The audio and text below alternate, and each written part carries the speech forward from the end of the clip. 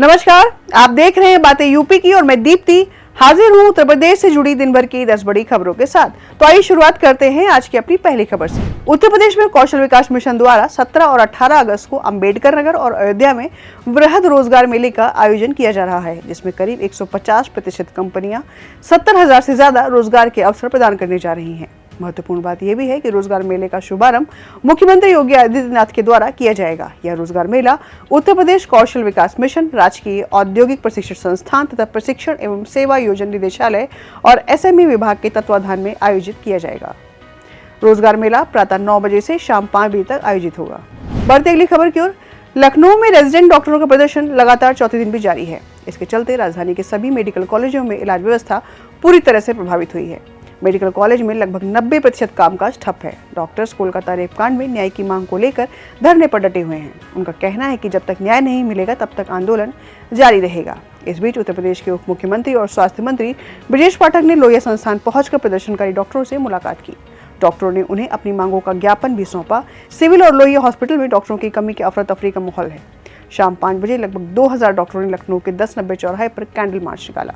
सुरक्षा व्यवस्था के मद्देनजर भारी संख्या में पुलिस बल तैनात किया गया था। बढ़ते अगली खबर की ओर।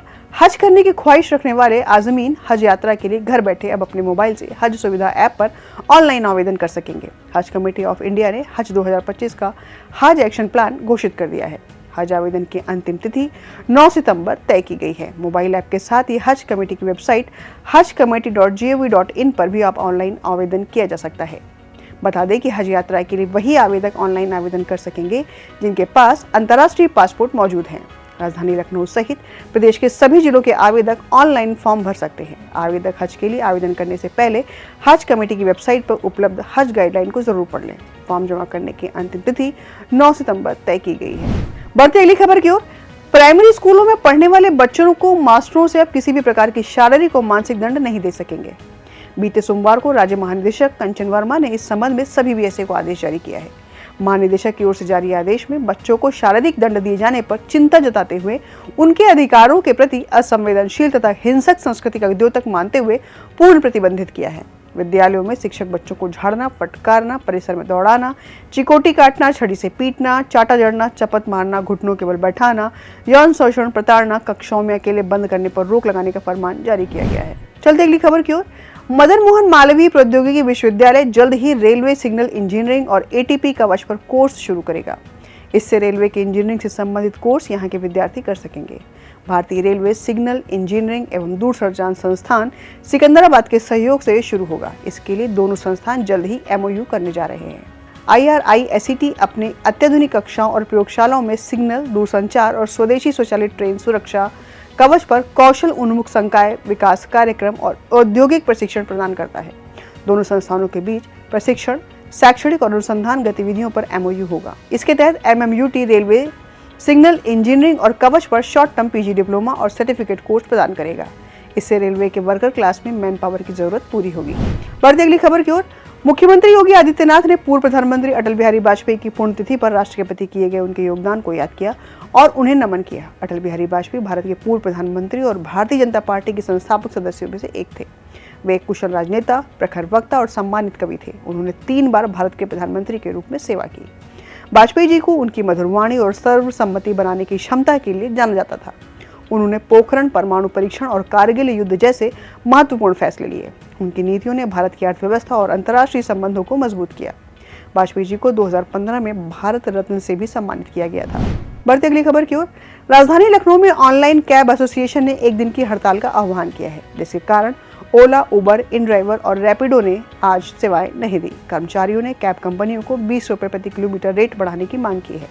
इसको लेकर लखनऊ के वृंदावन में बड़ी संख्या में ड्राइवरों ने अपने वाहन खड़े कर दिए और हजारों की संख्या में एकत्र होकर प्रदर्शन किया। कर्मचारियों ने प्रति किलोमीटर रेट बढ़ाने की मांग, ड्राइवर इंश्योरेंस और ड्राइवर के लिए हेल्पलाइन नंबर समेत कई मांगों को लेकर प्रदर्शन किया है। रुक करते अगली खबर की ओर। मुख्यमंत्री योगी आदित्यनाथ यूपी के पहले ऐसे सीएम बन गए हैं जिन्होंने स्वतंत्रता दिवस के मौके पर 8वीं बार एक मुख्यमंत्री के रूप में झंडा फहराया। भाजपा ने कहा कि यह ऐतिहासिक उपलब्धि सीएम योगी आदित्यनाथ के प्रति उत्तर प्रदेश वासियों के अटूट विश्वास और समर्थन को दर्शाती है। बता दें कि मुख्यमंत्री योगी आदित्यनाथ ने वर्ष 2017 में उत्तर प्रदेश के मुख्यमंत्री के रूप में शपथ ग्रहण की थी। इसके बाद सीएम योगी की कर्तव्य निष्ठा को देखते हुए प्रदेश की जनता ने वर्ष 2022 में उन्हें दोबारा समर्थन देते हुए उत्तर प्रदेश का मुख्यमंत्री चुना। इस तरह सीएम योगी उत्तर प्रदेश के पहले मुख्यमंत्री बन गए जिन्होंने लगातार 8वीं बार स्वतंत्रता दिवस के अवसर पर ध्वजारोहण किया है। बढ़ती अगली खबर की ओर। अयोध्या के राम मंदिर में रामलला की आरती का लाइव प्रसारण अब और भी विस्तृत होगा। श्री राम जन्मभूमि तीर्थ क्षेत्र ने प्रसार भारती के साथ नए अनुबंध के तहत 3 अतिरिक्त मूवेबल रोबोट कैमरे लगाने का निर्णय लिया है।